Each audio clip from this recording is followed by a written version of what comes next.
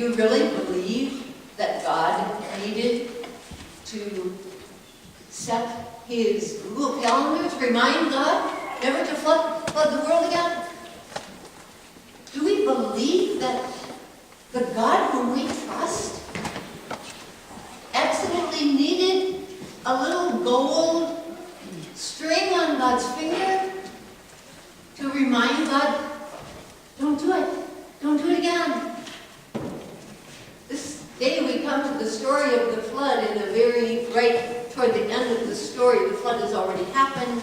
There's been the preposterous response of Noah's neighbors when he starts to build the ark. They're like, what are you doing, man? And Noah just says, God told me to do it.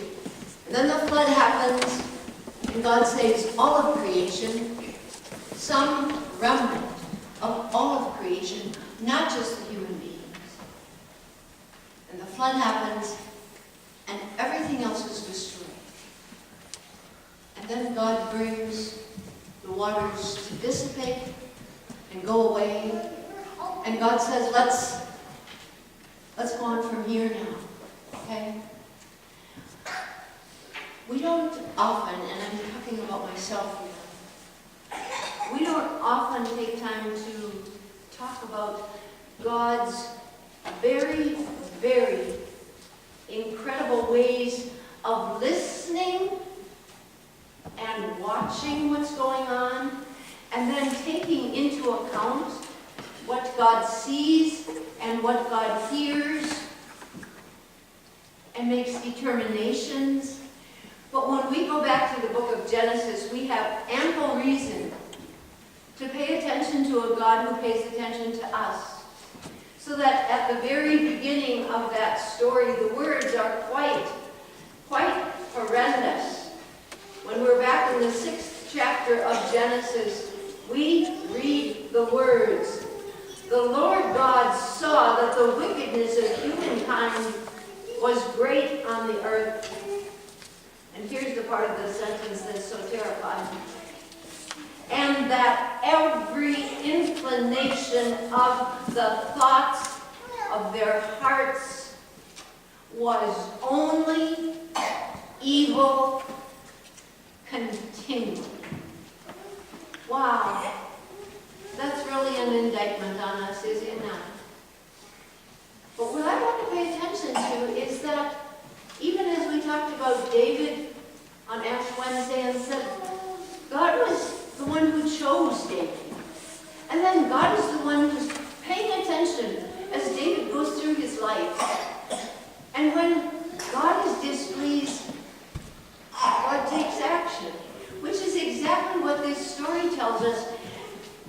But what we don't talk about very often is that when the flood is done, when God has said, let's go on from here, God says, I'm never going to do that again. We say it's the rainbow in the sky. There's a way of thinking that that bow in the sky is part of God's bow and arrow. And when the bow comes in the sky, it's God's way of saying, I'm done fighting. I'm done fighting forever. I am not doing this anymore. But then we read in this story that God needs a reminder not to do it again.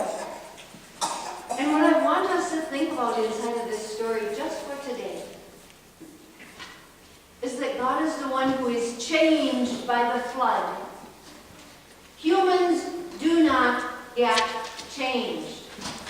We don't get better than we used to be. The entire text is God saying, I'm making a promise to these people. I will never flood it again. And just in case I get irritated again, when I see the rainbow, I'll remember that I made this promise, and when God makes a promise, God keeps that promise forever. We don't go back to the Garden of Eden after the flood.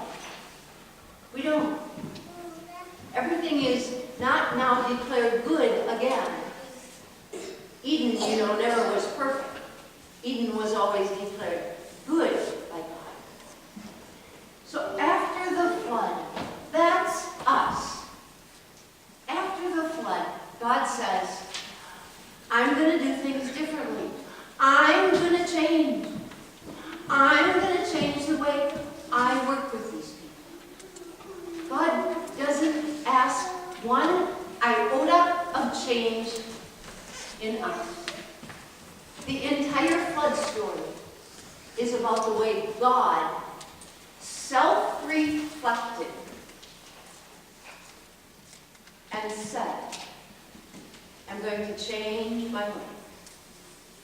This is an amazing God. This is a God who is willing to work with us. After the flood, it didn't start new. God just said, let's go on from here. I am your God, and you are my people, and I will love you forever. As we come to our hymn after the sermon, it's number 733, I think. Just for a minute, it's not up on the screen, just for a minute, look in your hymnals, because I want to pay some attention to the words and why we're singing it in the face of the flood. 733, great is thy faithfulness.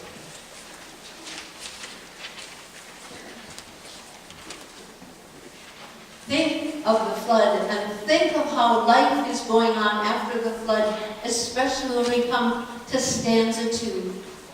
Summer and winter and springtime and harvest, sun, moon, and stars in their courses above join with all nature in manifold witness to thy great faithfulness, mercy, and love.